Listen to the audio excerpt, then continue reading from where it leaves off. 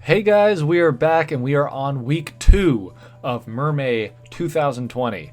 If you don't know what the heck I am talking about, that's fair, but it also means you probably haven't seen my first Mermay video from last week. You should probably check that out before you watch this one.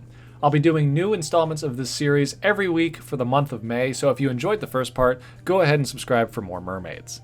We're going to jump right into this because we have a lot of content to get through, so put on your snorkels and then take them off and go get something that actually lets you breathe underwater because we are about to dive into this process, commentary, and lore of Week 2's mermaid designs.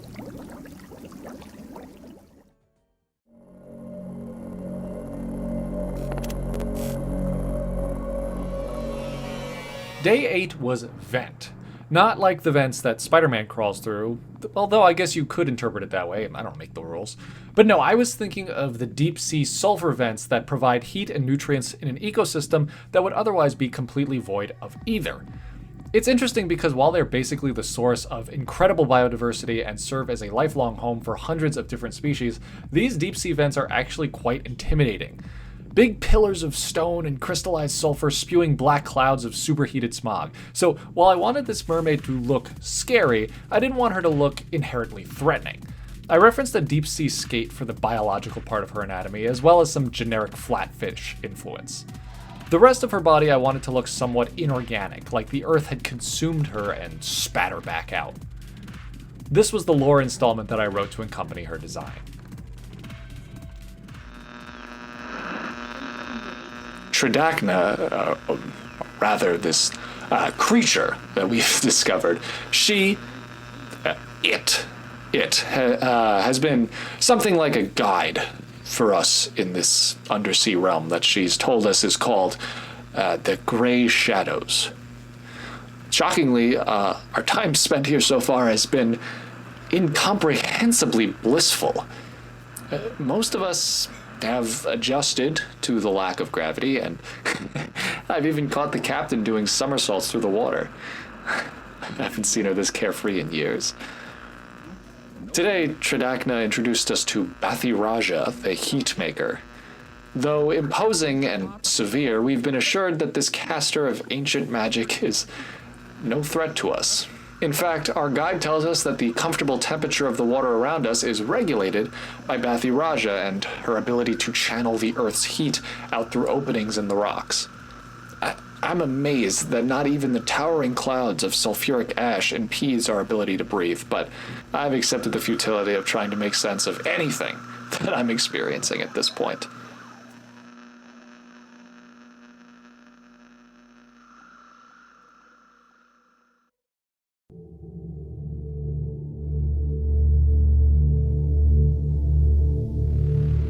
Day 9's prompt was cold, kind of a partner to the prompt of vent, and I felt that thematically the two would go hand in hand. I actually based this mermaid off of an animal that lives most of its life around undersea vents, the Yeti crab. If you play Pokemon, you might already be familiar with Crabominable's real-life counterpart, but for everyone who doesn't know about the Yeti crab, they're almost exactly what their name implies. White, hairy, and with long, thick forelimbs that resemble the muscular arms of an ape. But contrary to their namesake, I wanted this design to reflect the tranquil stillness of the shivering deep. I remember watching marine isopods in a tank at the aquarium when I was younger, and the way they sat so perfectly still, almost glowing white in the dark water, it was just so creepy. I wanted to bring that look into this design. This was the story fragment that I wrote for this character. We were introduced today to what I can only describe as a religious authority to this race of undersea creatures.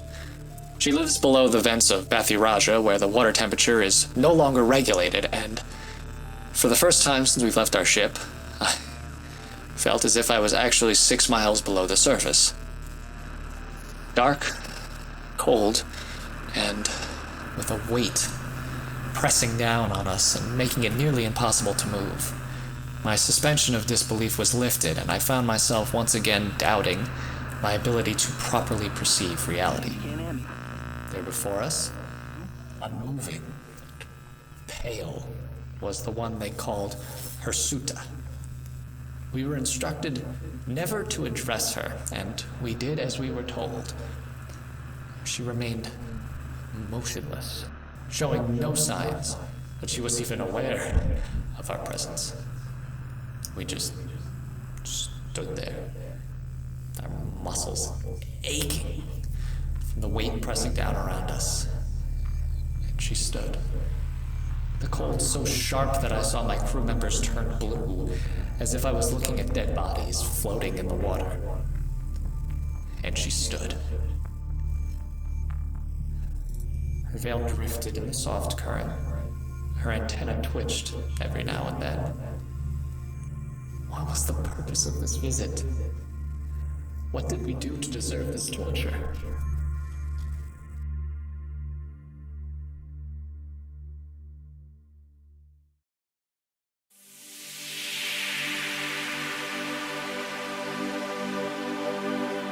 I picked Serpent as a prompt for this list because when it comes to making mermaids or any sea creature, there's so many different directions you could take a prompt like Serpent.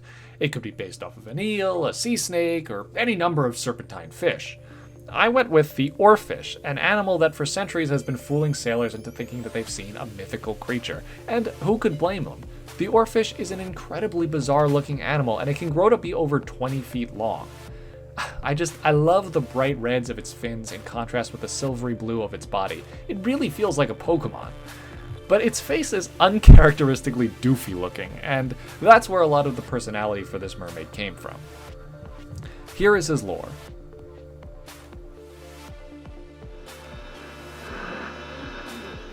I met today a rather curious member of these creatures' society. He called himself Regalde, and he told me that he was the connection between the Abyss people and the surface world. When he told me this, I must have looked up to the sun above the water, because almost immediately afterwards he said in a panicked voice, "No, I am the surface breacher. You must stay here." It was a bizarre interaction that disrupted this warm blanket of bliss that has enshrouded all of us since we've arrived in this strange world. Is that really the sun that I see above us? Why can we not return to the surface if we're so close? The captain and some of the rest of the crew was to meet with a kind of authority figure today. Maybe they'll have some new information for me.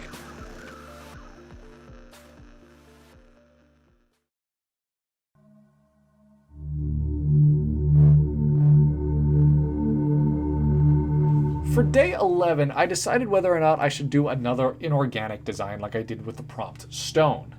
Ironically, when looking at the pictures of shipwrecks, I found that stonefish and other members of their family really enjoyed hanging around sunken nautical vessels, so I decided that I wanted this character to take some influence from those animals. I imagined this large, beefy fish that collected pieces of shipwrecks and used them for all sorts of purposes, as weapons and shelter and even clothing. Using a part of a bow of a ship really gave the design a very Dark Souls Bloodborne feel. It was at this point that I actually realized that most of the characters that I had done this week felt very Dark Souls-y, but I like that because I love Dark Souls' character design. This was the lore for day 11. Calm down. Calm down. Tell me again, what did you see? Hundreds, no, thousands everywhere. Shattered, scattered, dragged through the mud. They collect them. He collects them. You still haven't told me what you saw. What is he collecting? Ships, Captain. He's collecting the wrecks of ships. And I found it. What did you find? The Bellport. The sub that we came down in. It's here.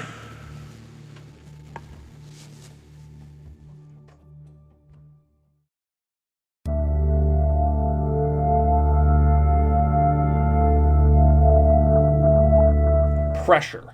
That was the prompt for day 12. I won't lie, the first visual that popped into my head was the blobfish, because they might be the most dramatic example of what an animal that lives miles below the surface of the ocean looks like when it is acclimated to sea level pressure. But instead I went with jellyfish, animals that don't care how much pressure there is around them because they have no bones.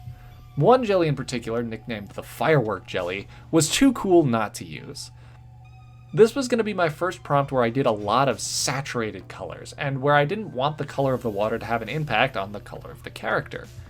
Because this design stood out so much from my other characters, I decided that she should be more important, maybe some kind of a mythical figure. This was the lore that I wrote for her.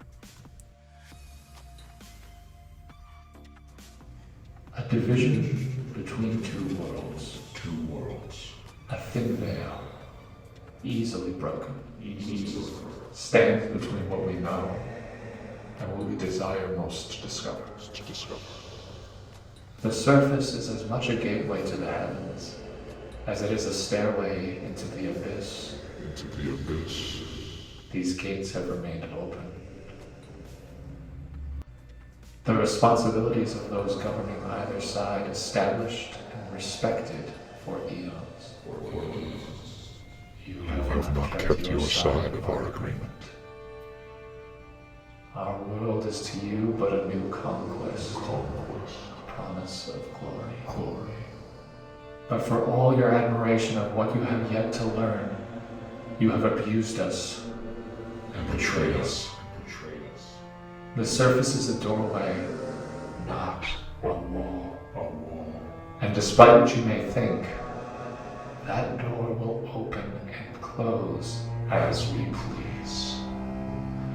And all the horrors you thought you could abandon at the bottom of the sea will follow you up above the waves. With a vengeance.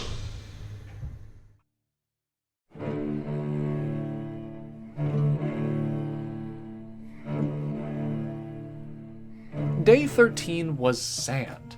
Another prompt that tempts an inorganic design, but instead of making a mermaid out of sand, I decided to base this character off of a creature that spends most of its time buried in the sand.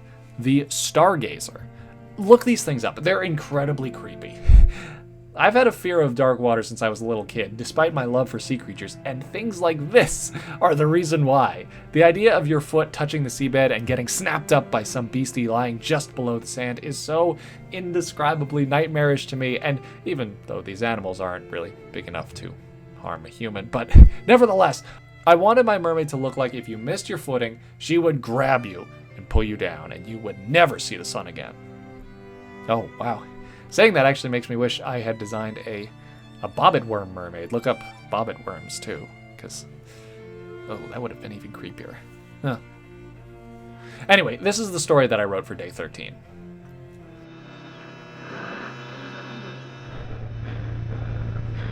They don't believe me.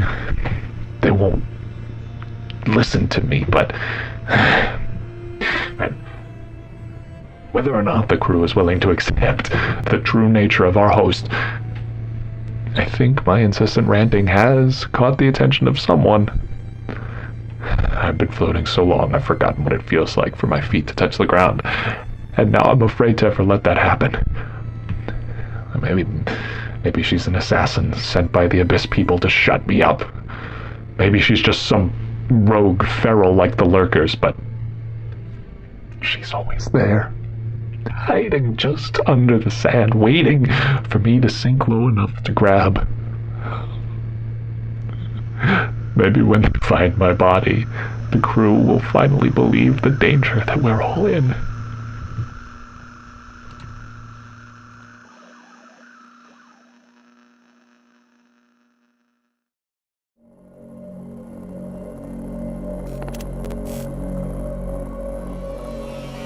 The last day of this week, day 14, the prompt was fossil.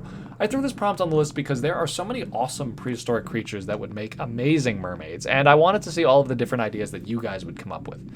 Me, I wanted to do a Dunkleosteus because I love those things.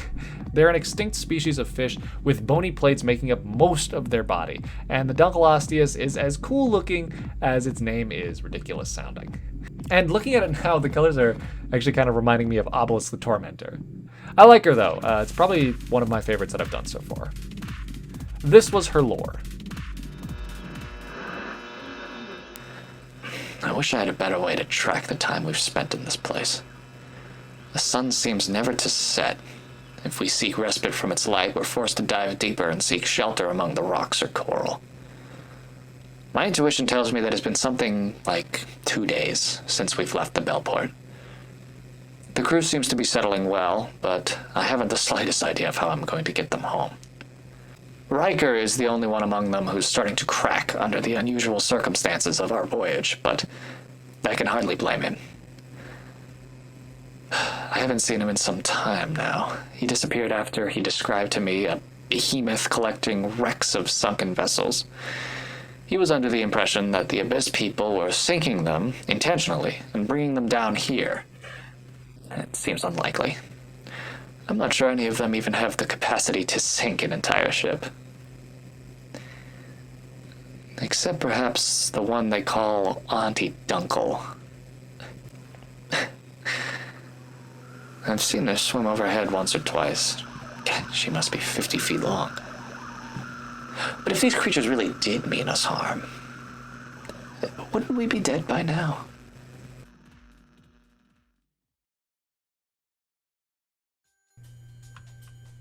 So there it is, week 2 of Mermay. What did you guys think? Which design was your favorite? Mine was probably day 9.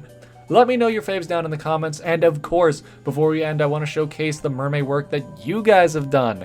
If you want to see your artwork featured here in the next video, be sure to tag your designs with hashtag #MarianaMermay on social media, or share them in the Subjectively Fan Art channel of our Discord. Thank you for watching, guys, and I will see you all next week.